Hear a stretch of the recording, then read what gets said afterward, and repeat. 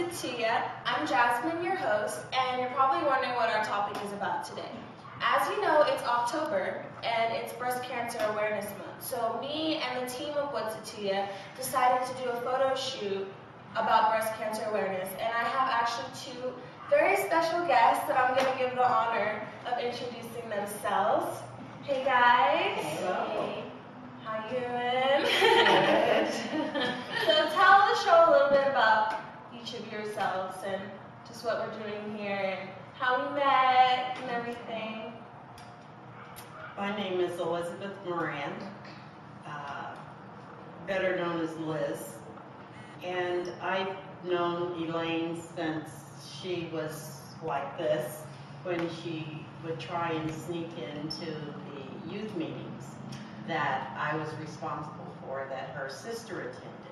And of course she was too young to come, but she always found a way.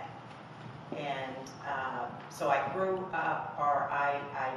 up with the children at church, and then with Elaine, she was always like, well, whatever it is, that's okay for you, but I'm going to do this. Yeah. And she was very forthcoming with everything that I've ever known her to try to do. And that lasted for a while until she decided to leave and go to Atlanta. And but I still kept in touch with her and her parents and her sister.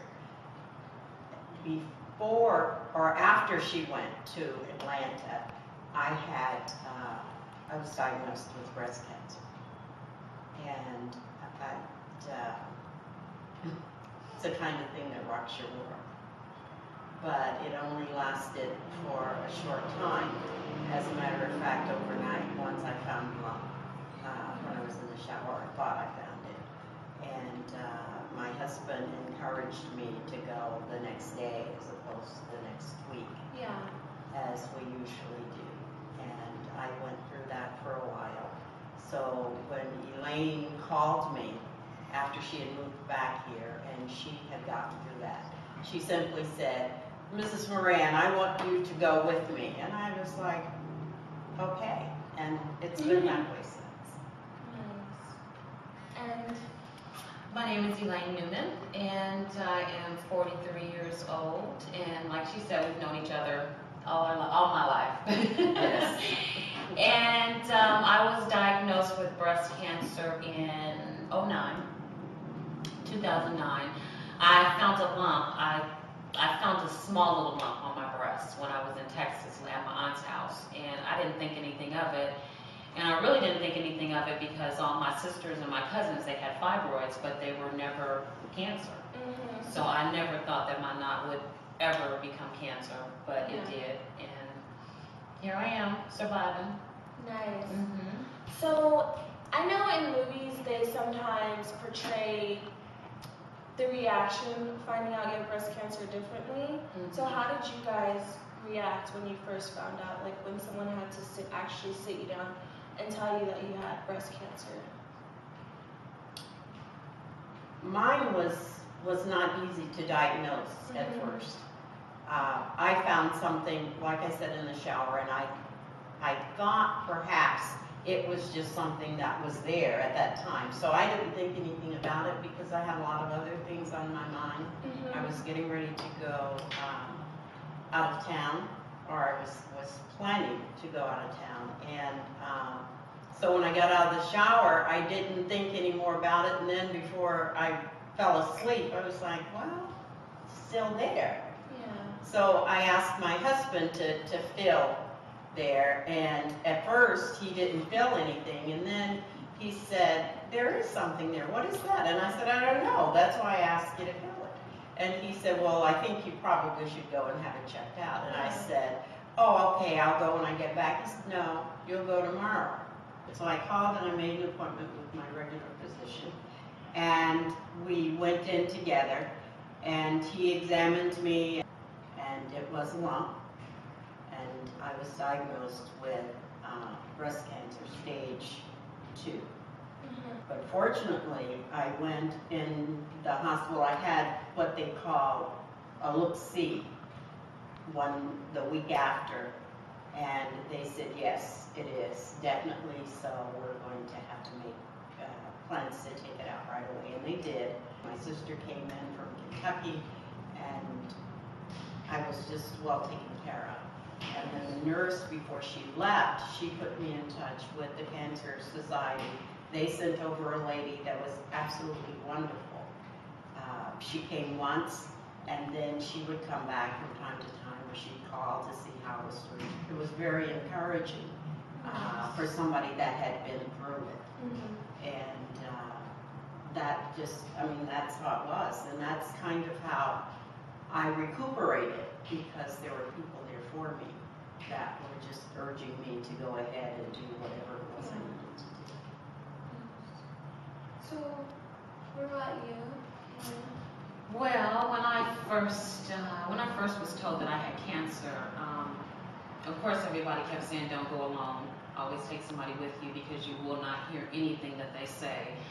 But my niece was with me. I believe Ayana was probably about 9 or 8, maybe about that age. And they called me in, and my nurse called me. She called me back and told me to come in. And when I went in, she just sat me down. I think it was harder for her to say it than for me to listen. But she just told me that the knot that they found was cancerous. And I had one little tear that shed, and my niece was just squeezing my hand, don't worry, and, you know, I ended up being okay. So, I mean, you know, after she told me, I was a little devastated. It didn't sink in until probably like 2 or 3 days later, because I had to call her back and say, Miss Sonia, you know, can you tell me everything you told me again? Because I didn't remember, you know, what she told me. Mm-hmm. That's why it's always best to take somebody with you to the doctor. Yeah. Because you will miss something along the line. Mm-hmm. So what sort of like treatments have you guys decided, like did you guys agree with your doctor to do, and what sort of side effects do they have on you guys? Well, I ended up I had to do chemo and radiation. I did chemo for, I think I had eight treatments of chemo. It was either 6 or 8. I had 8 treatments of chemo, and I had to do about 46 days of radiation every day. Except you don't have to go on Saturday and Sunday, but you go every day during the week. It takes about, the longest thing that happened to me was just taking off your clothes. That's how long it is. Yeah. And the zap, for them to hit you with the machine, it's about 5 seconds. You know, it's not long at all. Chemo, that was hard. It was very, you know, initially at the beginning it was hard. As I learned and got the chemo in my body, it got better and better. And my side effects, I have chronic hot flashes, as you know. I have chronic hot flashes, and I ended up with trigger finger, and my hands are just a little, you know, I have a little problems with my hands. Yeah. But other than that, you know, those are probably the only bad side effects that I got. My hot flashes and my hands, my trigger finger, which is normal, so I've heard. I was blessed, truly blessed, because I didn't have to take chemo or anything like that, but I did had a stringent diet. There were exercises that I needed to do, going to the doctor once a week. At the time, they were not doing a lot of cancer surgeries at Kaiser when I was diagnosed. So I was kind of like a guinea pig, but yet and still, they were always reaching out for more things to do, how I could check myself. I had, and then I went on to tamoxifen.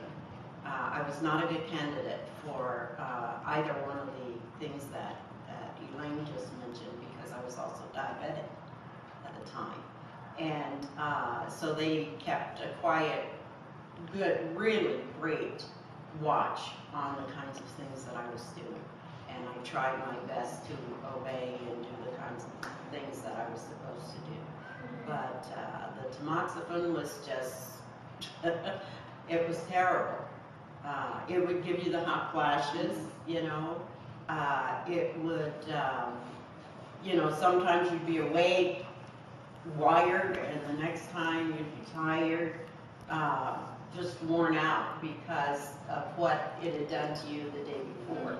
And it was, at that time, it was an experimental drug. But that was really the only thing that they could offer me that wouldn't disturb the other things that were going on in my physical life. And it's worked really well.